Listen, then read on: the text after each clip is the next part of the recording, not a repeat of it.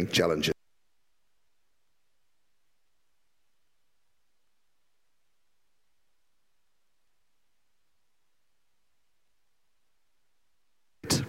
And listen to the various concerns and challenges that the different parties face.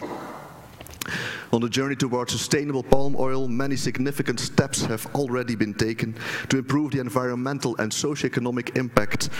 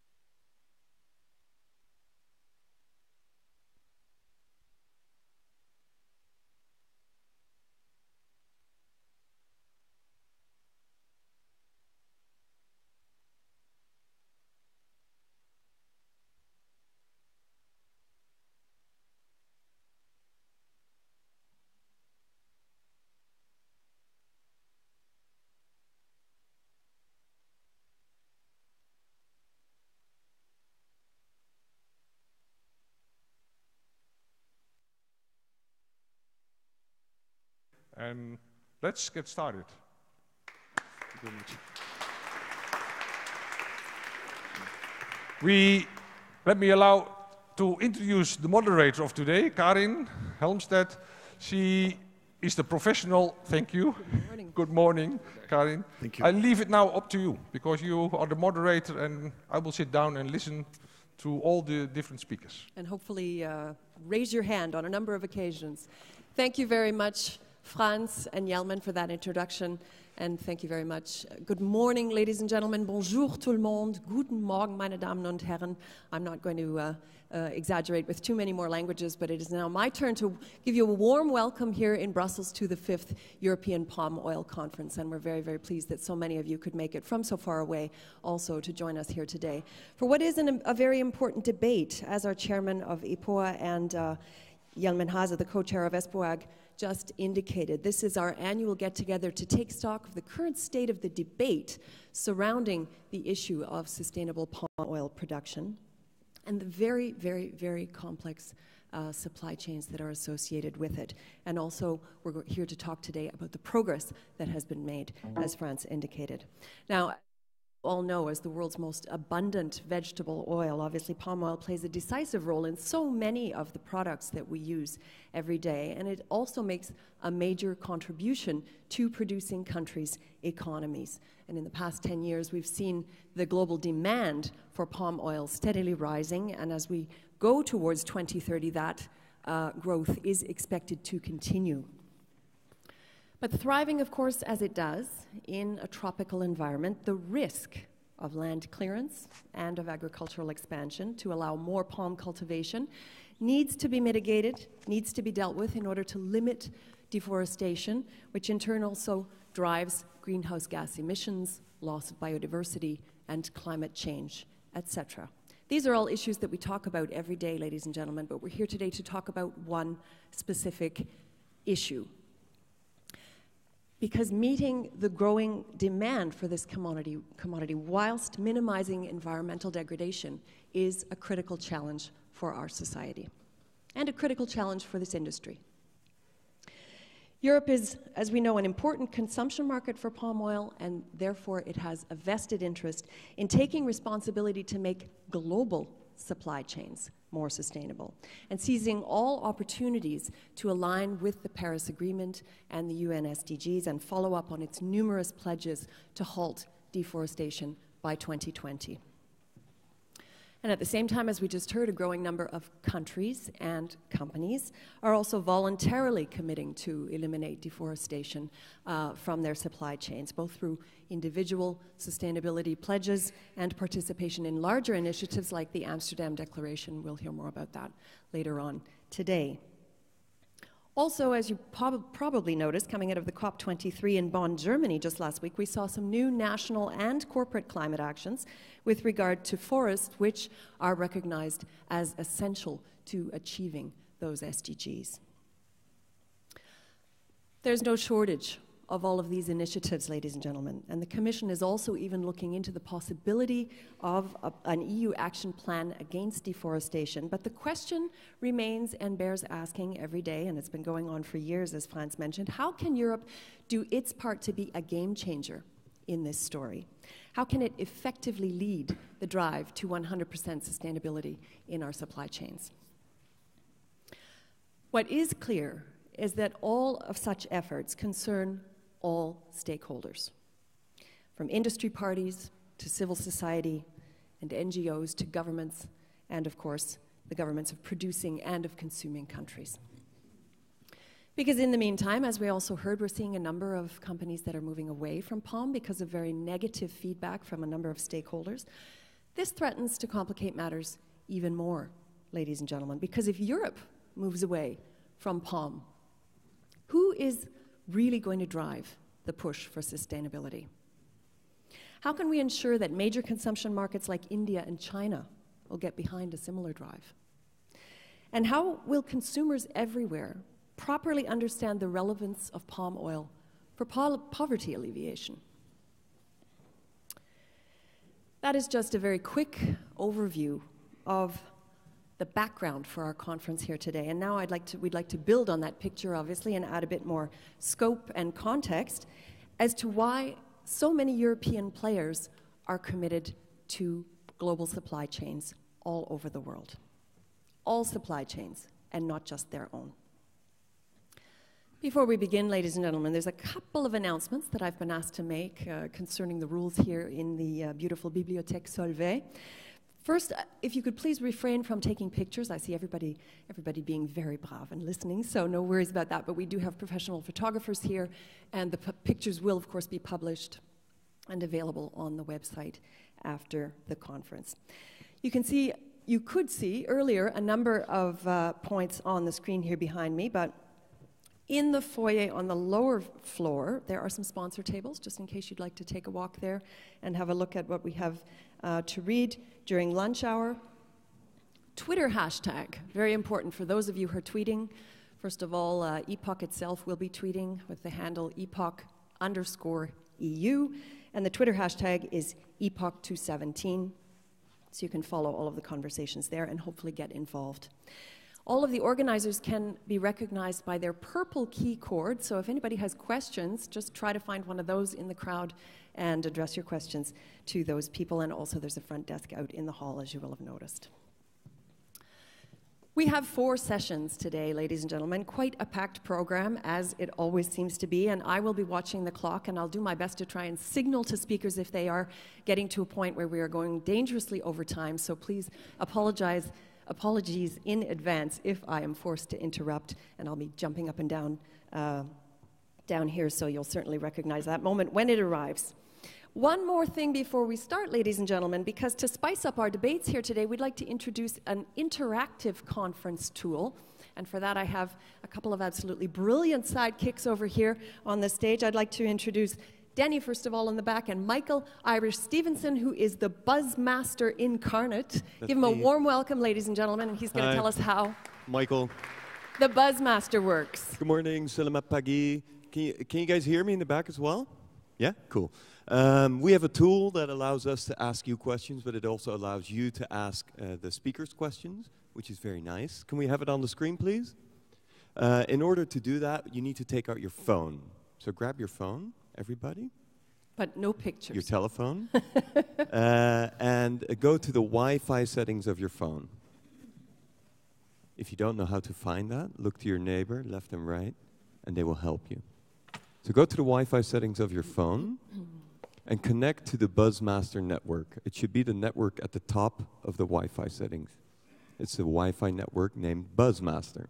Once you're connected with that, you surf or you open your internet page. That could be Chrome or Safari or what have you. And you go to buzzmaster.nl. buzzmaster.nl. They're also there on the top of the screen. And once you've done that, you'll come to a page that asks you to type in your name. You type in your name and press go. Katie Major, where are you? Hands up. Yeah. If you move your finger around the screen, your name will move around the screen. Hishka, Avi, blah, blah, blah. That's going well. So I'll repeat the steps. You take out your phone, first of all. That's not a step, but you just do it. And you go to the Wi-Fi settings of your phone. Once at your Wi-Fi settings, you connect to the Buzzmaster network. And when you're connected to the Buzzmaster network, you open internet and you surf to buzzmaster.nl. buzzmaster.nl. Type in your name and you'll appear on the screen. If you're having an issue with that, maybe ask your neighbor to help you out, and that should be fine. If you then still have an issue, then Denny will help you out. Right, Denny? Okay. So, is everybody, yeah, well, that's going quite well. Very positive. We'll give you 15 more seconds to do that. And then we have a few intro questions that we'll ask you. Once, I'll let you know, when the speakers are up here doing their talk, you can ask them questions. And after, when everybody's finished, we'll have a short panel discussion on stage, and we will try to address the questions asked. Exactly. Yeah, Karen? Yeah. Okay. Cool. Except for the first Everybody session. working out? Is that okay for everybody? Is that a yes? That's a yes. Cool. All right. I'll go and ask the first 6 questions. They're very quick. and they just create an overview of who we have here. The first question is, who do you represent? Are you with government, NGO, an it says agricultural, but it's supposed to be agricultural producer, industry, or other? Try to avoid other, because, that's okay. Don't try to avoid other. If you're not any of the other ones, hovering around 20% then that's what you are. other. So a lot of industry. Even higher. Welcome to all of the others. Yeah. You're still relevant. That's why you're there. Okay, so that's working out. 15% government, lots of industry, 30% other. Okay, we'll keep going, and we'll go to the second question. And that is, how long have you worked in your field? 0 to 2 years, 2 to 5 years, 5 to 10 years, 10 to 15 years, 15 to 20 years, or are you a dinosaur? Which means you've been in your field a bit longer than that. Yeah, cool. Oh, that's a nice spread. We've got a balance on the Lots of bottom different end. experience there. That's good. It's nice that the dinosaurs are not ashamed, and it's cool, dinosaurs with a smartphone. That's a new one for me, but yeah, it works. We just have to Here we figure out go. which That's working out quite well. type of dinosaur. What's that? We just have to figure out which type of dinosaur. That's Tyrannosaurus. That's another question. Or maybe a Palmasaurus rex. Okay. The third question is, where did you come from to be here today? You'll see crosshairs on your phone and the map. Now you move the map under the crosshairs, and you can position your little thingamajiggy from where you came from. I just saw somebody from Siberia. I thought that was unlikely. Yeah. So you just move that a little bit. Lots of people from Europe, Brazil. My God, is that Venezuela? Sorry, I'm very bad at that. Sorry? Colombia? Colombia, yeah. My bad. Like Colombia, we should have. I'm sorry, guys. Well, look at that. Some from so far away. Nice. Absolutely. Thanks for coming, though, from all that way. Somebody's Somebody's Alaska. still swimming over. Yeah, somebody, Greenland. Greenland, yeah, lots of palm oil there, production. Okay, and where would you rather have come from to be here today? Yeah. Possibly Tahiti. Like, there's somebody's going to go to Australia, somebody's going to go to Madagascar. Usually we have a joker or two who wants to actually go to North Korea, but no, not this time. See, that's a different spread. Nice. New Zealand, always good. And I believe we have 2 more questions, and they're a bit more on topic. These are just intro questions to let you get familiar with the system. And that is, what do you believe is the biggest challenge when it comes to sustainable palm oil production? What is the biggest challenge, according to you, when it comes to sustainable palm oil production? Let's see. I like this. I'm a consumer myself. I was just talking about this with somebody earlier on. It's consumer perception. It's difficult for me to know what is sustainable or not.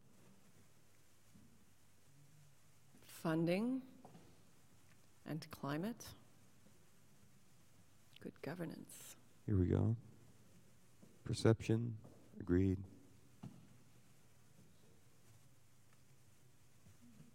I like this as well. Increasing obviously. oil yield without increase in land area. I was noticing that one. Right, matching. What is this? Denny? Denny? Oh, yeah, that's good. Hi, Denny.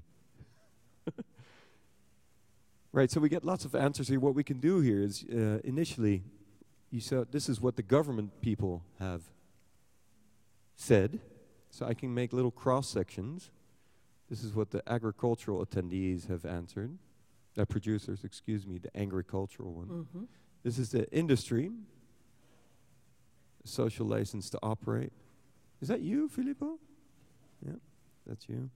And NGOs, biodiversity loss, rural economic development and deforestation, ensuring actual sustainability, and others. So you understand how that works now. There's lots of interesting stuff coming in. We have one more question. And do not forget during the day that when other speakers are up there and you have a question to them, to just type it in and we'll collect your questions, and afterwards we'll address them in the panel talks. Last question for now is, when will today be a success for you? When will today be a success for you?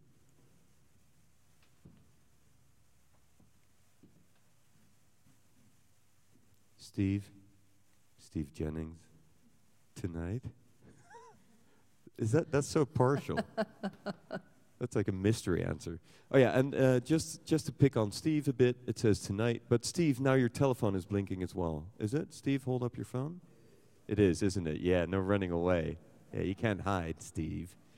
I got you. All right, so just so you guys know how it works. Going beyond words. I like that, Cecile. Nice.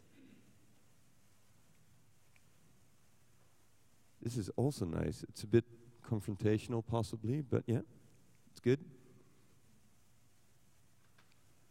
I'm almost certain we'll have no shortage of those. 100% sustainable palm oil. If we get to that by the end of the day, we've really done well. Common understanding of the challenges. That's a very, very, very relevant goal. Yeah. Fantastic. Right. A lot of great ideas in the room. Absolutely. Yeah. Everybody's got an idea of how Buzzmaster works. We will be calling back to Michael throughout the day. And we'll get back to you probably at the end of this first session. Thank you. Thank you very much for that introduction. Give him a round of applause, ladies and gentlemen. It is time now to get down to business, and seeing as we are here in Brussels, we're going to start with a European point of view. Alberto Cirio is an MEP and member of the European Parliamentary Committee on the Environment, Public Health and Food Safety, and so he's been very involved in the European Parliament discussions on palm oil, but unfortunately a very November thing has happened. He's unable to be with us. He nevertheless sent us a short video message to let us know why Europe is looking very closely at the bigger picture surrounding sustainable palm oil production. So perhaps we can hear from Alberto Cirio on screen. Let's have that a go. Lights, camera, action.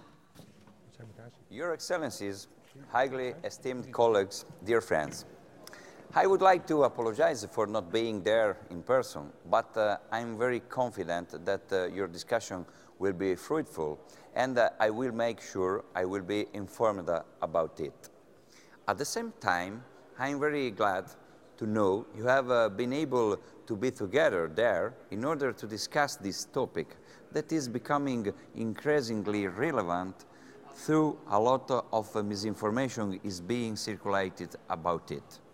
Misinformation is the key word I would like to talk about today. Indeed, in order to overcome it, in 2006, the European legislator decided that in the ingredients list, the vegetable oils had to be specified. It was an act of transparency done with the aim of empowering the consumers. Where there is a transparency, there is more information that in turn leads to less speculation and less room for misinformation. Unfortunately, we have achieved exactly the contrary. Whose fault is it? Everyone should look at the issue and bear some responsibility. The competitors definitely have an interest in blaming the only vegetable oil that is not produced in Europe. Also the journalists and the NGOs that have depicted a detail and pretended it was the general situation. Indeed, some of the criticism is well-founded.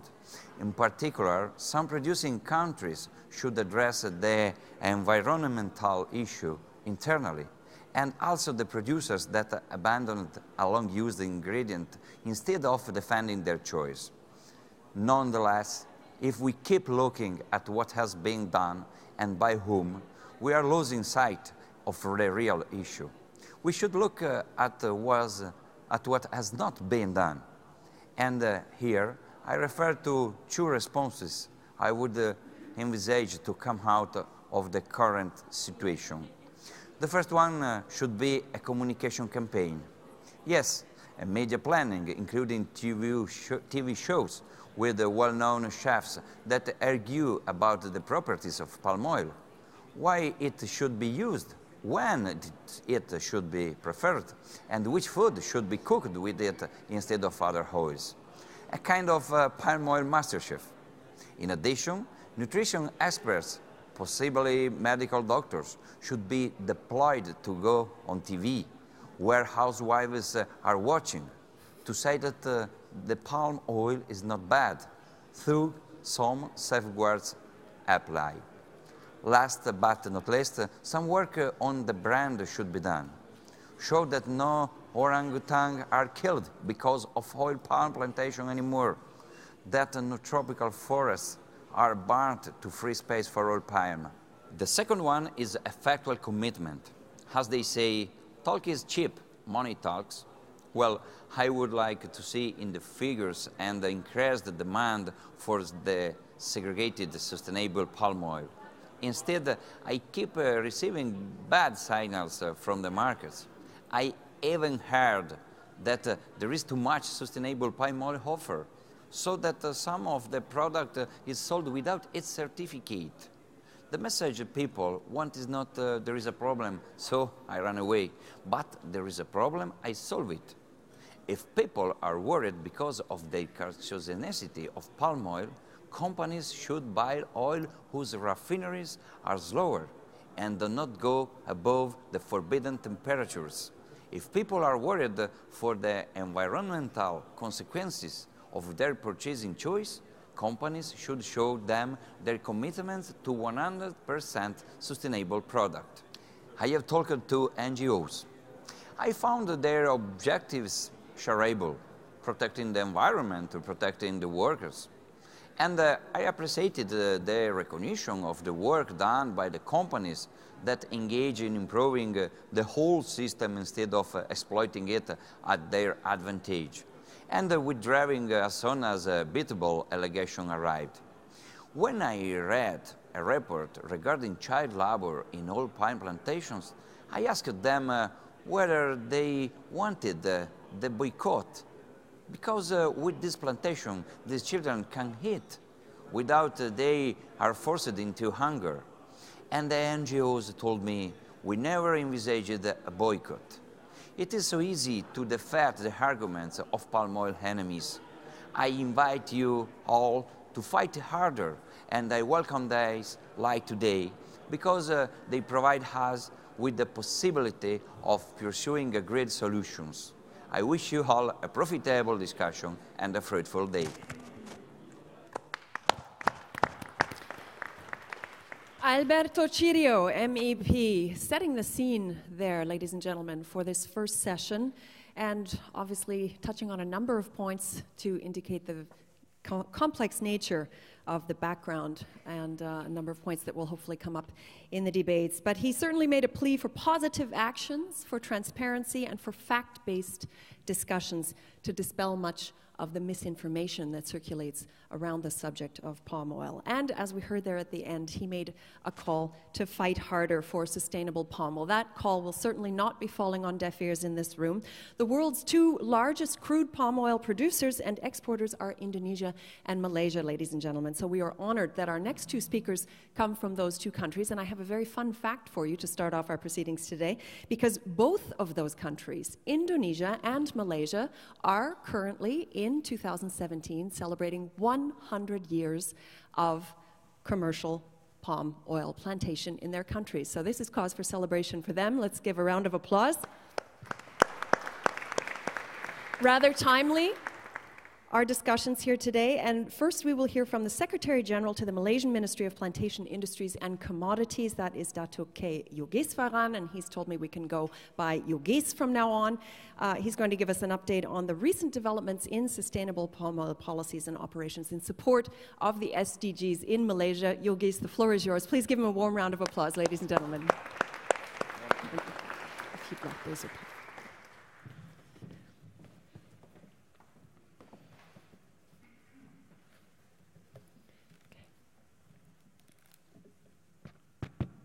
Good morning, distinguished delegates, ladies and gentlemen, and of course, thank you so much for our moderator for the kind introduction.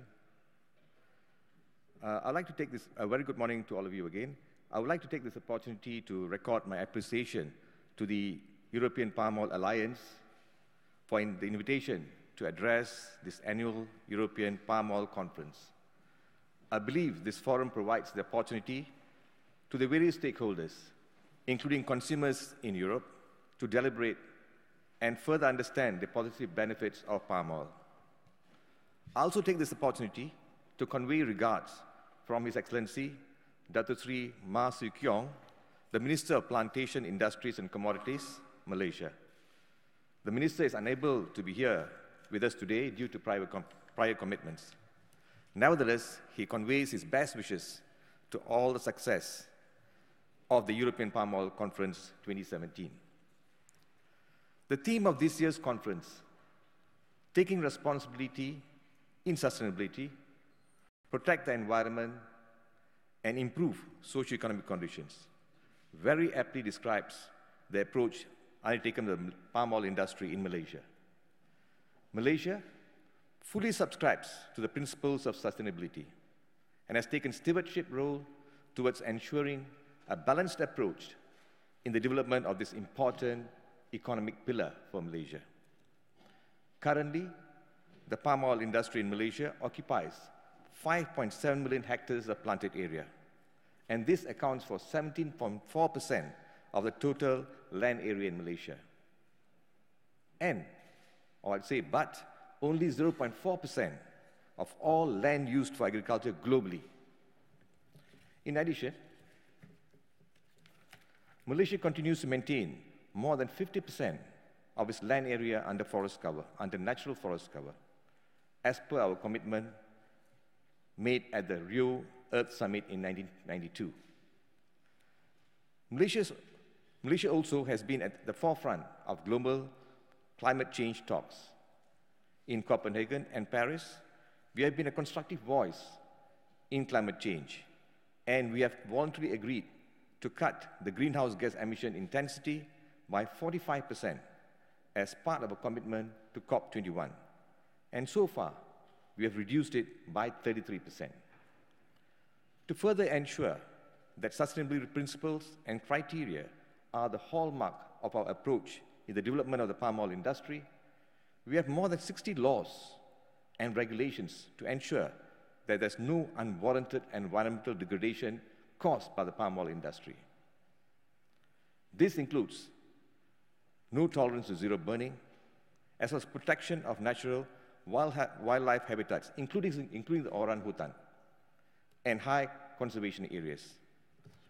So Malaysia, as you'd see, is really walking the talk. To further reflect our commitment to sustainable principles, we have developed the Malaysian Palm Oil or MSPO certification scheme. The MSPO scheme incorporates elements and principles related to domestic laws and regulations, including good agricultural practices. This scheme was implemented on a voluntary basis beginning 2015 and will now be made mandatory by December 2019, including for the 650,000 smallholders. This sends a clear signal to the world that Malaysia stands committed in the production of certified sustainable palm oil through MSPO as the way forward. At the same time, to accelerate the uptake of the MSPO certification, the government has allocated a sum of US $35 million as an incentive to facilitate the MSPO certification, which will essentially go to the smallholders. This incentive is also extended to plantations as well as processing facilities. Malaysia will also undertake a review of the MSPO standards in 2018 with the objective of strengthening, streamlining, and benchmarking with globally accepted standards. The palm oil industry in Malaysia has been recognized as an important contributor to the nation's socio-economic development. The oil palm, which is a non-native species to Malaysia, was initially introduced as an ornamental crop, as mentioned earlier, more than 100 years ago. Malaysia has, over the years, through investments in R&D, made available numerous palm-based products to the global community. This versatile oil is now used not only for food and non-food applications, but also as part of the portfolio of renewable energy. This industry is also an important source of employment and livelihood for close to 650,000 smallholders in the country. Currently, close to 40% of the total planted area under palm oil in the country is managed by smallholders. In addition, the industry has played a pivotal role in raising rural income, transforming rural infrastructure, as well as transforming the agriculture sector as a whole. Through government-funded schemes, including the land development agencies, such as FELDA, landless farmers are now enjoying land ownership, and higher income. The palm oil industry has provided a platform for upward social mobility, with the second generation of small farmers today enjoying a better quality of life and better access to education, as well as health facilities. Notwithstanding the efforts made by the palm oil industry in Malaysia and other producing countries, it continues to attract negative perception regarding its sustainability. These include the evolving resolutions being considered in the European Union on palm oil. These resolutions, if adopted as regulations, may impede market access and in the longer term negate economic growth in the palm oil producing countries and may drive back the 650,000 farmers into poverty again.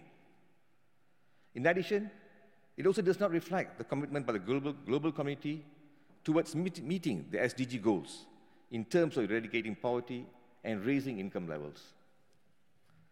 Among the resolutions include the European Palm Oil Resolution on Palm Oil and Deforestation of Rainforests, passed on 4th April 2017. More recently, the Environment Committee of the European Parliament on 24th October 2017 voted to eliminate palm oil from EU biofuels mix by 2021.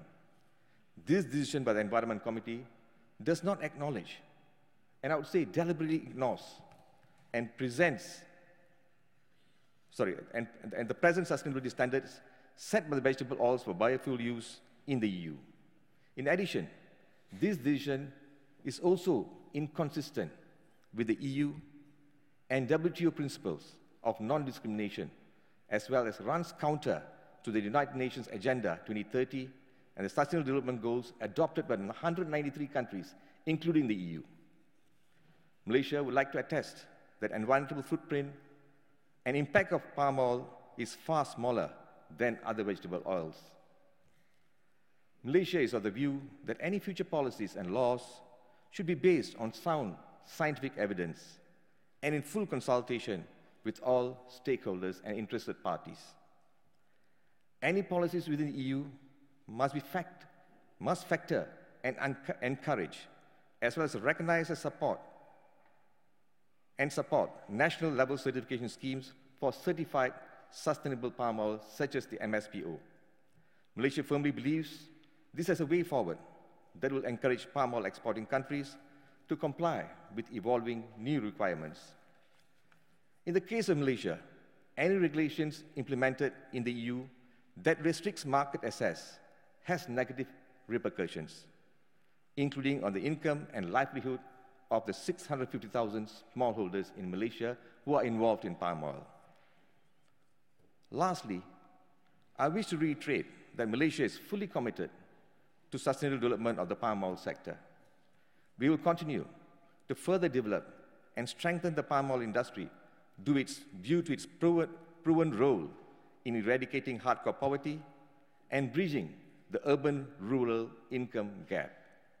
In addition, this sector has multiplier effects to other supporting industries, where it provides employment to close to 4 million people, that is 25% of the total labor force of Malaysia. It's also my sincere hope that the EU will continue to engage palm oil exporting countries in regular dialogues to better comprehend the issues relating to sustainability and bridging the gap.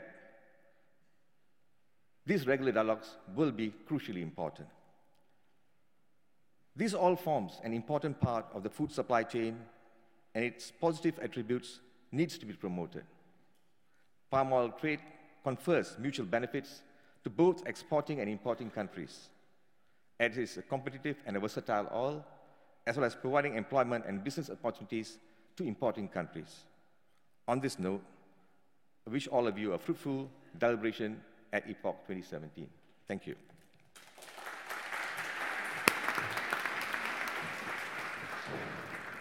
Thank you very much to you, Gais. Speaking on behalf of the Ministry of Plantation Industries and Commodities in Malaysia, Malaysia is staunchly behind its commitments to the SDGs, and he also cited the importance of palm oil to socioeconomic development and, of course, the economy and the spin-off effects of that industry and the need for that country, obviously, to maintain access to the EU market. So thank you very much. And we turn now, ladies and gentlemen, to Indonesia. And Mahendra Siregar is the Executive Director of the Council of Palm Oil Producing Countries, or otherwise known as the CPOPC. He's also advisor to the Minister of Foreign Affairs of Indonesia. He's a former Vice Minister of Finance, a former Vice Minister of Trade, so long experience. And he's going to tell us what's going on in Indonesia with sustainable palm oil policies and initiatives in the context of the SDGs, and also provide hopefully some country-specific examples as well on the role of palm in protecting the environment and improving socio-economic development. Please give him a warm welcome, Mahendra Siregar.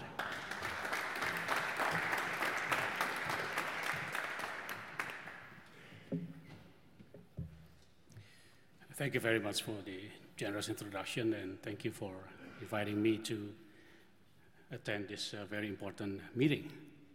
I, of course, despite introduced as representing Indonesia, I have to be fair with my current role as the Executive Director of the Council of Palm Oil Producing Countries. So I should represent equally Indonesia and Malaysia, because we have these two countries as the members of CPOPC, as we call it. And the two countries itself produce 85% of the global palm oil production in the world.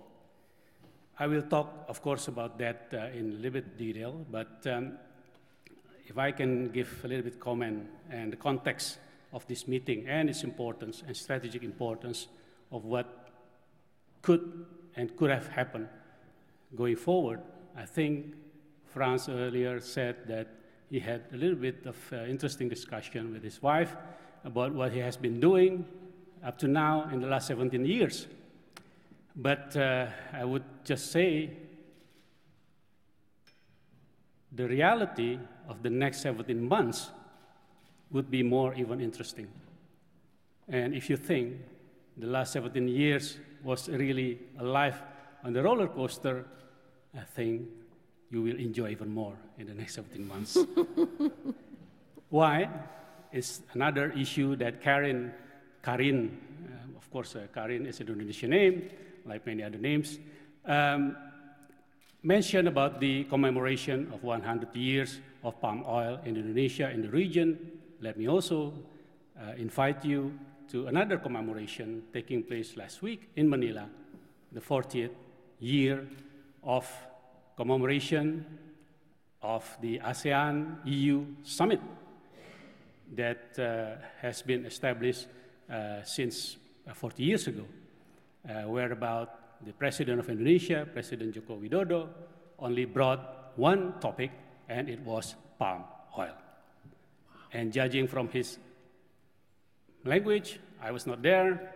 I need some people to interpret what happened, and the tone that I would like to inform us all would be what would France preview or has a preview for things to happen in the next 17 months. Because it's unprecedented that such an important event, such a historical event, brought a discussion only on single topic of that. And it is also very much one way unprecedented. On the other hand, will become more common view in the next 17 months. With that context, I think the stake, the risk, and the much success of our dialogue, of our meeting, of our discussion is unquestionable. So, that is the context of our meeting today.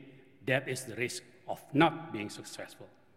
Now, let me use my CPOPC hat again, and let me use the slides to make things more easier to see. CPOPC, as I mentioned to you earlier, okay, consists of two countries, Indonesia and Malaysia. It was established around a year and a half ago, but only completed some of the agreements, the charters, the ratifications recently, and is now well functioning. We have several general objectives and principles to hold. The main objective is, of course, to promote consultation on the development of the palm oil industry.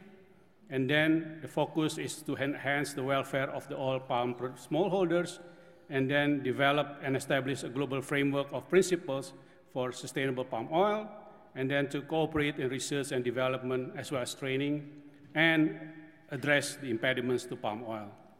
Although CIPOPC now has only 2 members, but early this month in Bali, we were able to organize a meeting of 7 producing countries. In addition to Malaysia, Indonesia, we had in our region in Asia, Thailand and Papua New Guinea. From the continent of America, we have Colombia and Guatemala, and from Africa, we have Nigeria. So it was the first, and we call it inaugural ministerial meeting of palm oil producing countries. And we hope we will have the next meeting in Cartagena next year. What did we agree? We agreed on several things. Among others, we talked and discussed about how to increase the smallholders' productivity. And with that, of course, the understanding that unlike some, not only in Europe, but globally, including in Indonesia, believe that when we talk about palm oil, it was about the large companies, it was about the conglomerates. But I think what was transpired into the summit in Manila is the new development in Indonesia that this time is about smallholders, and it's about 2 million smallholders of debt in Indonesia and around 700,000 in Malaysia, and probably another high number in the other 5 to 10 other producing countries around the world. Now, on the sustainability, when we talk about sustainability, it's not only the environmental impact that needs to be addressed, it is the triple bottom line, the economic, the environmental, and the social objectives, which, of course, is a balance toward achieving the Sustainable Development Goals that all United Nations members have ratified and agreed to adopt and to be achieved by 2030. On the research and innovation, it is very clear that while we have a lot of added value coming from palm oil and its products, we need to even research and innovate more, because I don't think, and everybody understands, the full utilization and the full value added of palm oil in industry and its derivatives have well recognized fully. On the industrial cooperation towards value-added production, the other 5 countries would like to learn and share the experiences of Malaysia and Indonesia on this issue. That should also include, we heard earlier, the branded products, the higher added value, the higher derivative on oleochemical, the next generation of biodiesel, and many other exciting opportunities toward developing the palm oil added value industries.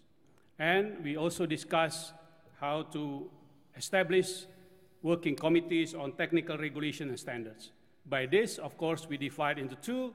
On one side, the real technical and standard regulations, which is about the safety, about the health, about the security of the consumers, of the producers, of the whole stakeholders, and the other one, which is just a disguise of protectionism, which is more on the issue of the 6th topic, the trade policy issues, which then, of course, we would like to bring that into the right context.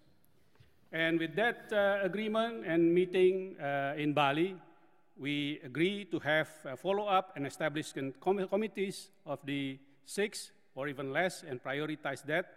And then with that, we have agreed to have the structure of the committees while the other 5 countries are not yet member of CIPOPC, but CIPOPC has been mandated to organize and coordinate all these meetings and follow-ups.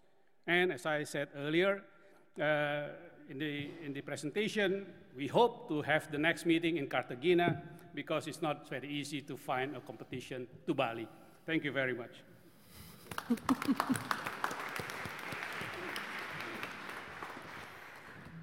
Thank you very much to Mahendra Sirigar from CPOP-C for underlining the urgency of keeping dialogue open, particularly at this time and when emotions are running high on this issue, and of course underlining the importance, the producing countries' main concerns at the top of the priority list, definitely the welfare of smallholders, and keeping in mind the social and environmental and economic pillars of the entire concept of sustainability.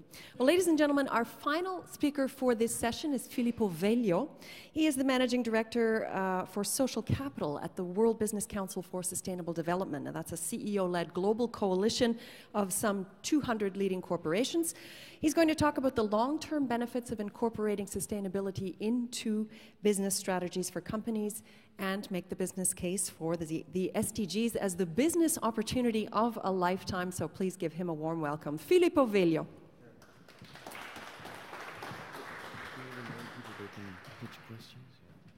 Just a reminder before Filippo starts that you can actually start collecting your questions and entering them in during his talk, if you so wish. Take it away, Filippo. Thank you very much, Karin. Thank you very much. Can you hear me in the back? Is the microphone okay? All right. Good morning, everybody. Pleasure to be here on behalf of WBCSD. I would like to say I know there's a lot of acronyms also in the palm oil industry, and this is probably topping in WBCSD, not only to remember, but actually to spell it out. So thank you very much, in any case, to Franz and to your team for the kind invitation to be able to share our views in just a few minutes, sort of the high-level views around the business implications of the SDGs agenda. Thank you also very much to the team who organized the event in this magnificent venue, slightly intimidated to be in a library with a lot of prestige, as I just read at the entrance. So pleasure to share, and I basically have just a few points that I will convey hopefully clearly and succinctly with a few slides.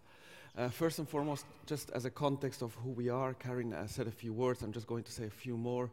The importance of the Council lies around the idea that sustainability is good for business and vice versa. Business is good for sustainability. Business is very much seen oftentimes as part of the problem, but our position is very much around developing collaboratively business solutions to address sustainability challenges because they're good for the bottom line, they're good for business overall. So very much an action orientation, CEO level engagement in this overall agenda supported by specific working groups, and very much the idea of linking business success, business competitiveness, business resilience to the sustainability agenda. We are based in Geneva and have 3 more offices across the world, as you can see on that slide. 3 points to convey to you today. The SDGs, we position them as a roadmap for what we call a better business, but also a better world. So I'll go a little bit into depth with that, with also some data points, which can hopefully spark some interest then throughout the day in the discussions that will follow up to tonight. A few highlights around how we have positioned the implications of this agenda for companies, for business. And last but not least, just a brief outline of what we see as some of the key linkages between palm oil production, sustainable palm oil production, and this SDGs agenda, leaving you maybe with an idea of something that is being developed across other working groups in our council, and hopefully also some inspirations about next steps out of this group. So on these 3 points, allow me, I think it's a couple of slides or 3 slides each that I will share. First and foremost, framing the SDGs means also framing the sustainability agenda in a rather complex world. I don't think there's a need to go into the political complexities that we have, the geopolitical, the security complexities, but certainly what we see is that the current model, the current business as usual model, if I could call it like that, is imposing an enormous cost on society, on the environment, on the overall well-being of the only planet that we are living on. So what I have there on the right-hand side are some indications about environmental, social, and governance costs basically to society that are significantly reducing the possibility for growth, for more sustainable growth. The SDGs, therefore, as we all know, developed over a 3-year period, I think, in an important element to underline, with the involvement of an enormous range of stakeholders, including businesses from wide ranges of sectors, geographies, and sizes, to really try to make it a more inclusive agenda, a more ambitious agenda, and a more, dare I say, comprehensive agenda about where the world should be heading to. What is the overall vision that governments have for the world, but also wider societal stakeholders have when it comes to sustainability. So these 17 quite attractive, visually attractive logos, from our point of view, provide what we call a compelling strategy, a compelling new strategy for business to be able to align itself with overall language used by an enormous range of stakeholders, and more rising in importance, that language that is being used, but also align itself behind a sustainable and inclusive growth agenda. So very much seeing the SDGs as an opportunity for alignment, for societal contribution, but also very much as a business opportunity, as I'll come to that. A very few points about the SDGs. We could just spend probably an hour just on the SDGs implications at the level of language, at the level of what they want to achieve. This is not the forum to do it, but from our point of view, 3 messages to convey about how we from the World Business Council are looking at the SDGs. The first message is universality. So the importance of the agenda, the importance of the SDGs is because they point to a universality. This is not about, let's say, the North telling the South what it should do, or the North handing out money to the South, or any sort of geopolitical game. This is 190 plus nations that have all homework to do. From the richest parts of the world to the poorest parts of the world, there is homework for everybody. If you look at it country by country and SDG by SDG, no country can claim to have achieved this agenda, and there's a lot of road to travel for all countries. And so the idea of universality that applies to all countries. The second concept is the idea of interconnectedness. I put up here SDG 12 on production and consumption, the sustainability challenges thereof. I don't think I have to explain to the audience the complexity, of course, of that, how much they link across the wide spectrum of SDGs, and there are really interesting studies that analyze SDG by SDG, how actually each individual goal links up to all the various bubbles, and you can draw very complex lines, but the idea is also try to drive through simplification, all the while acknowledging complexity. Last but not least, transformational. So this is not an agenda that calls for some, tweaks here and there, some incentives here and there, and some nice actions, nice cases, examples, and pilots. This is really about transformation of society, transformation of industry sectors in particular with regard to this particular business audience, transformational ambitions also. So not about sort of incremental change. We're looking down, well, now almost 12 years only. So time is anyway against us, wherever issue we look at across the environment and social issues. Time is anyway against us. So the idea of transformation is very much at the core also of our message on the SDGs.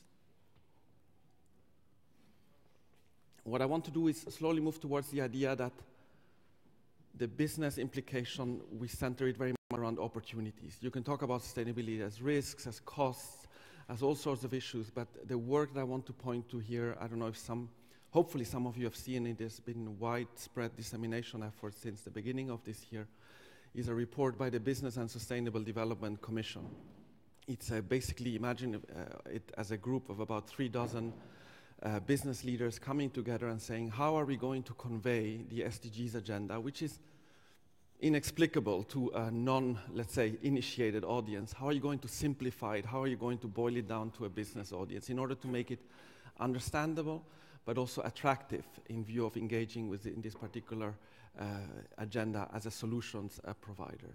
So there's been a lot of work done over a couple of years to basically bring it down to the wider economic and business case. Some numbers underpinning this is our serious research underpinning these numbers, that there is actually a price. So a price as a reward, not a price. There's certainly a price, and there's a lot of research about that, how much it will cost to achieve them. But there's also benefits, and the wider price is estimated just on 4 systems. So if we look at energy and materials, food and agriculture, cities and urban mobility, and health and well-being overall, you're looking at about $12 trillion per year if the SDGs were to be achieved in terms of business opportunities. And these are just 4 economic systems. So you can imagine you add other systems into it and you start to have multiplying factors. With the benefit, the inherent benefit also of job creation. About 380 million jobs is sort of the job dividend out of these 4 systems alone. So very much a message out of this report, which is freely available on the web, and a lot of data points there, pointing to the opportunity and pointing to taking a lens about where business innovation comes in, where supply chain management could come in, where opportunities basically lie for unleashing innovation. I point here to some of the key, what the Commission then calls market hotspots. I hope it is visible also in the back. I think you have the screens, yes. But the idea that you can look at mobility systems, you can look at healthcare solutions, the energy agenda overall, of course, but also very much in the food system space. You look at food loss and waste, you look at agricultural solutions, you look at forest ecosystem services, providing significant opportunities for businesses to change also the lens of the sustainability agenda, not only as sort of a cost and additional complexity, but also as an opportunity for tweaking and for innovating along the value chain. What we then did as an organization, as a CEO-led organization, our key audience are these rather busy people, and let's call them short on attention span, and trying to basically boil this down to the essence. We did what we call CEO guides, which we publish about twice a year on specific topics. I'm holding here the one that you see up on the screen, and I have a few copies available for those interested to read more. But it's basically trying to boil it down to 3 points. How do you articulate the role of business in this particular agenda? How do you detail the implications? And how do you provide basically action points? So what should I do as an executive? How should I think through it? Allow me 2 or 3 slides maximum to walk through that before going to the palm oil specific section. Implications, basically boiling them down to 4. You can look at cost of action versus cost of inaction, and clearly, as we have heard in particular on the climate debate, the risks of doing nothing are higher than the costs of actually undertaking action now. Not tomorrow, not the day after tomorrow, but now. And there's a lot of data also in the CEO guide, data points that point to the actual risks. The opportunity side, I just alluded to it before in the previous slide, so really changing the lens and looking at it through an opportunity lens. Governance and transparency, from our point of view, that's the major implication, really looking at medium and longer term. There's going to be more and more demands for disclosure that looks at sustainability-related data.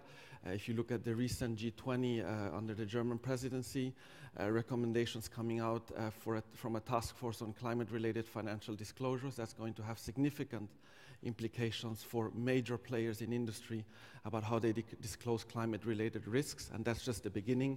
So you can see now board-level discussions starting to take very much sustainability-related, not only discussions, but actually decisions around disclosure. And last but not least, and I think very much also the topic of the conference today, the idea that the SDGs are anyway too big for one single actor, be it the wealthiest government or the largest company in the world, to be able to approach it. So the idea that collaboration is key, collaboration within industry sectors, collaborations across value chains, and collaborations, of course, between public and private actors. Am I doing okay on time? Yes. Okay, thank you. I'm always worried about that. Suggested actions, last point on the CEO guide. You have to boil it down to what should a top executive think through, and I took the liberty of putting this slide in. I hesitated a bit, but just to say that also at individual level, in a leadership position, we believe there are specific actions that individuals, men and women, can take in leadership positions within especially large companies. The idea of staying informed and being an advocate about information about these implications is very important to the Council. All of our Council members have an active role also as advocates for this agenda. At company level, so 4 bullet points, the idea of measurement. So how do you measure externalities? How do you then disclose them? How do you set goals? What kind of solutions do you develop? But also how do you then communicate? Is it a meaningful communication about meaningful action? That's of course what we are encouraging. At sector level, we encourage each of our 20 plus industry sector groups to look at specifically the implications at the level of their sector. Should they come together to develop specific roadmaps where they jointly articulate how they see the SDGs in terms of the impacts on the industry, but also the roadmap that they want to develop towards 2030. And of course, calls to action. This is very much linked to, it's all good to discuss, but then it links back to France's point, where is the action, where is the next step, where is the ambition? So how do you link ambition with action? And of course, also at policy level, the idea of advocating, and advocating under a joint umbrella, underlining not only specific sector interests, but wider business interests in this agenda, in wanting to be part of the solution. This is a bit wordier because I wanted to just leave that also behind in terms of the slide pack. What I basically, in the third and last part of this presentation, wanted to share is our thoughts around the linkages between palm oil production and SDGs. Of course, the undeniable, and we have already heard it from our distinguished speakers before, the undeniable reality about the socio-economic importance of the palm oil industry. Think of rural livelihoods, think of smallholder farmers, undeniable impact and footprint, cutting across, of course, numerous SDGs. We don't need to list them here, but it ranges from the, from the income level all the way to land management, all the way to partnerships, etc., etc. Of course, palm oil companies are well placed to incorporate forest conservation, restoration, into their management plans in addressing then particular SDGs, if you think of SDG 13 on climate and or SDG 15 around life on land.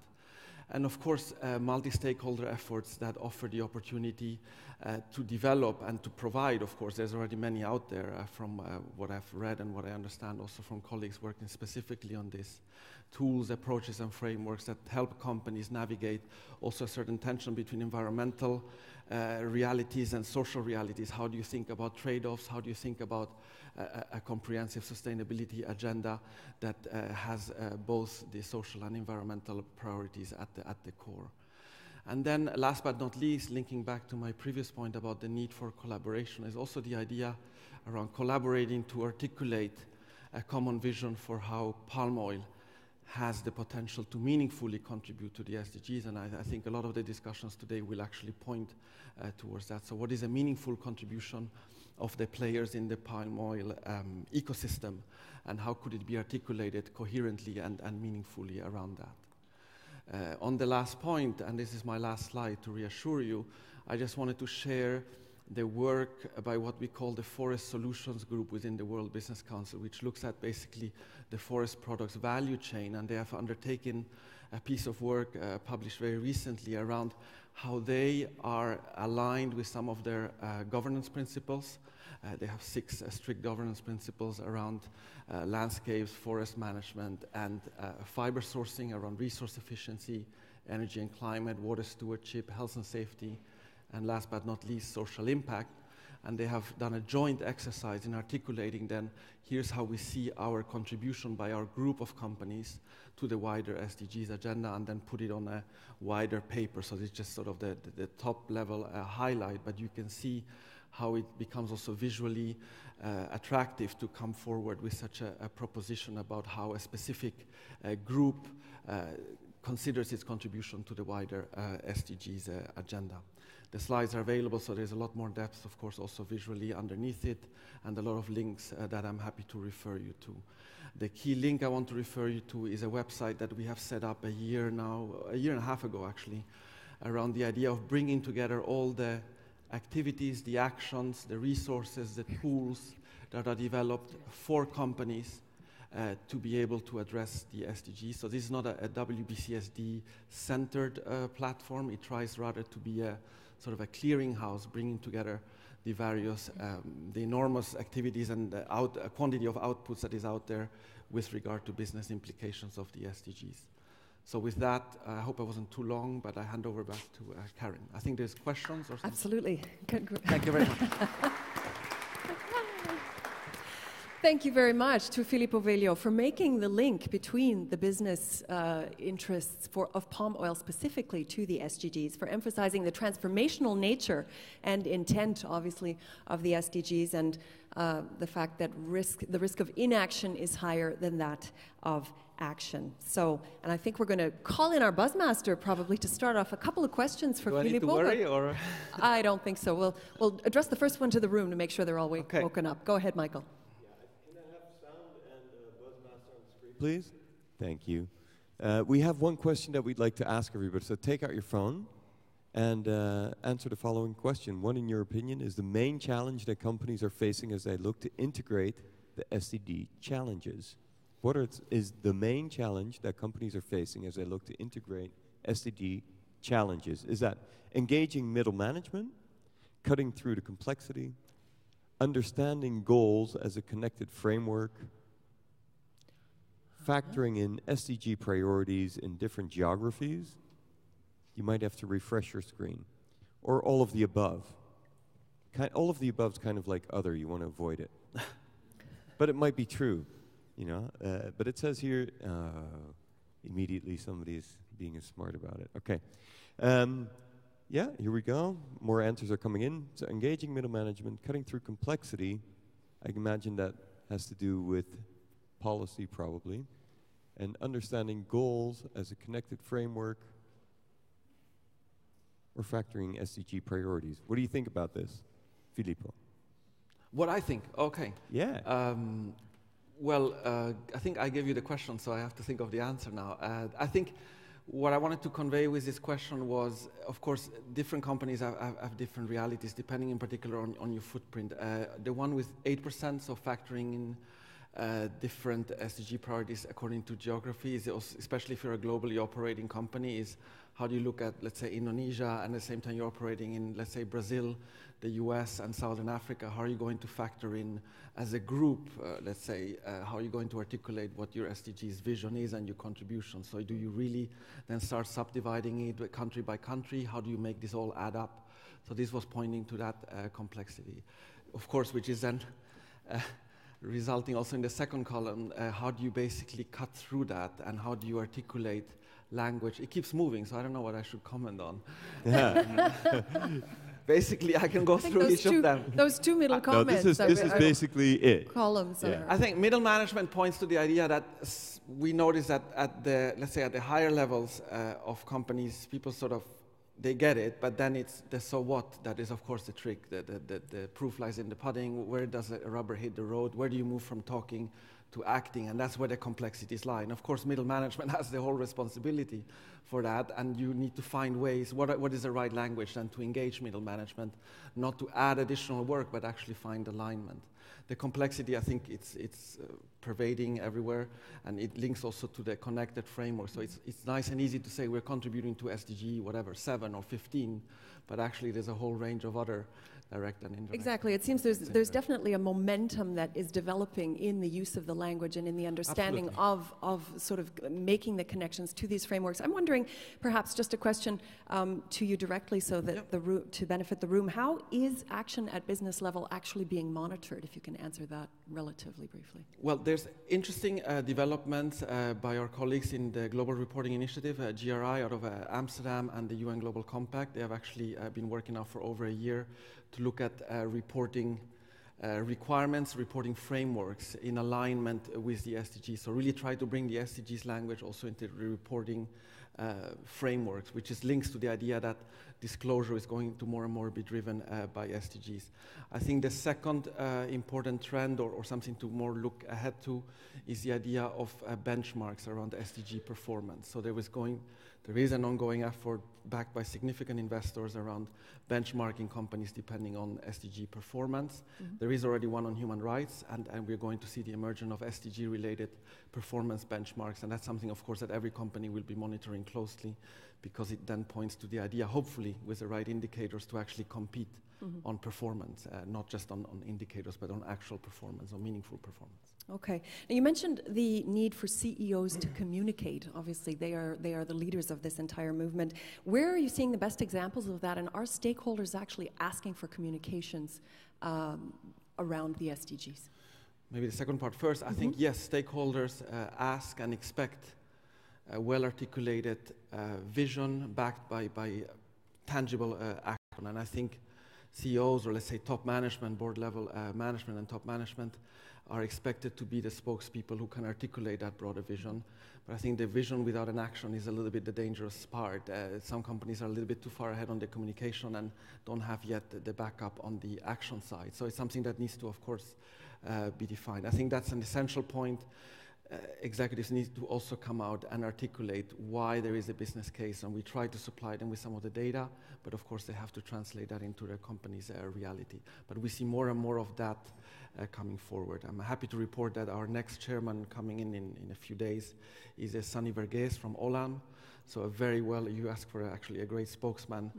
I think Mr. Verghese couldn't be a greater and better articulated spokesman on behalf of the importance to Olam as a company, to the sector more widely, but to business even more widely of this SDGs agenda. So if I could point one name whom I have a lot of empathy and admiration for, is Sunny Verghese as a spokesman on this particular issue. Okay, that's an interesting point. Michael, are there any more? Yeah, I see a bunch of questions you've brought up on the screen. Sorry, Karen. Yeah. Go ahead. Yes, you were speaking about CEOs, but it's also how do you encourage CEOs to put resources towards including SDGs in companies? Just to elaborate a little bit on what you were speaking about earlier. Well, the idea, Barbara, well, thanks for the question. I think the idea is, the core is basically a discussion is what are the core implications of this agenda for the business, and therefore what kind of opportunity cost discussions do you have about investing now, looking at medium and longer term investments. So very much looking at capital allocation linked to the wider macroeconomic trends, the wider macroeconomic data. And actually I should underline the Business and Sustainable Development Commission has also done specific regional reports looking, sort of bringing it down to region-specific data. So trying to supply the right data to be able to influence those discussions. And the CEO, by the way, is not the only one taking the decision, so you have to influence in particular the CFO and some other people around strategy. So it's more of a board-level influence that we try to bring about. This is such an interesting discussion. I wish we had much more time. I'm going to allow time for one more question, just shave a tiny little smidge off the coffee break. Let's pull one more up. All right, Mike. And that's the following one. In clear terms, it's nice as the other spectrum of the CEOs. How do SDGs relate to ordinary small farmers? Okay, that's a tough question. How does SDGs relate to ordinary small farmer? Okay. I can answer that. You want to answer You'd that? like to answer that, Maybe Mahendra? I need some support. Come on up, Mahendra Sirigar. I don't think I'm the best place to answer it, so thank you for that support. I'm meeting Mike right here. First, thank you for the question. If that's the one that's, perhaps I'll give you that one. Was it on? Okay, thank you for the question. Because this question means that you need to hear from the other side of the coin. Otherwise, you will never get a good balance. And this is always the challenge in our discussion. You need to understand, and you need to be a good, effective bridge of the two sides. And the other side is the millions of smallholders, of farmers, who have been left out up to now in certain areas in Indonesia and probably in Malaysia and other parts of the world. But now is the focus of them to be part of the big success of palm oil. So that's why then you can relate why politicians, leaders are more committed to that. On that, of course, it's very easy. One, whether they have access to the best high-yield seeds of palm oil. Second, whether they have access to the financing, sustainable financing. Otherwise, because the first 3 to 4.5 years of the plantation, they will not get any harvest. So if they don't have the support of the sustainable financing, just forget about it. And then third is, of course, whether they have the access to the supply chain, even the global value chain. Because sustainable certificated palm oil is costly.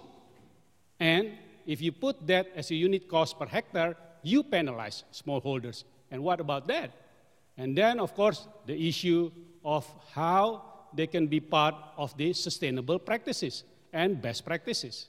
Again, they might not have this from their access, from their ability in doing the agriculture practices. This is where the partnership between large plantation, between governments, between experts, between all sources from outside the area can be put into them.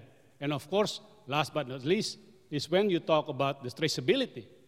The best traceability nowadays is, of course, you need to include the tech aspect on that. And then, of course, you can have the best traceability possible. But then again, it's costly. But most of Indonesian, most of Malaysian smallholders now use smartphones. That would be the best way of traceability. If you put that and combine that, for instance, with blockchain technology, then you have the traceability and the ledger system to look at that in a more systematically. But going back to the whole issue, who is going to pay that?